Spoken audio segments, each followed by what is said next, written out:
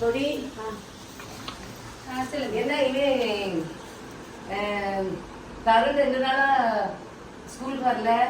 நீ அதனால பிள்ளைங்களை வந்து நீங்க என்ன செய்யணும்னா ஒழுங்கா நீங்க என்ன செய்யணும், பிள்ளைங்களை ஸ்கூலுக்கு ஒழுங்கா அனுப்பணும். ஏன்னா இந்த காலத்துல கல்விதான் ரொம்ப முக்கியம்.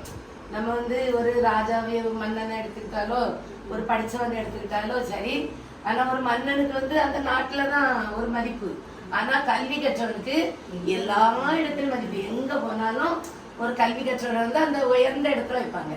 அதனால இனி உள்ள காலங்கள்ல அந்த காலங்கள்ல எப்படி இருந்துச்சோ ஆனா இனி உள்ள காலங்கள்ல பெற்றோர்களாக நீங்கள் இந்த உங்க பிள்ளைங்களை என்ன செய்யணும்னா இடைநிற்றல் இருக்கக்கூடாது. அதாவது இடையிலேயே நம்ம லீவ் போடக்கூடாது.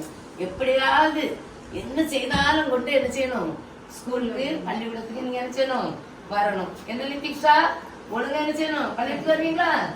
சொல்லு. ஆமா டீச்சர் சொல்லு. ஒழுங்கா வருவீங்களா? ஆமா சொல்லு.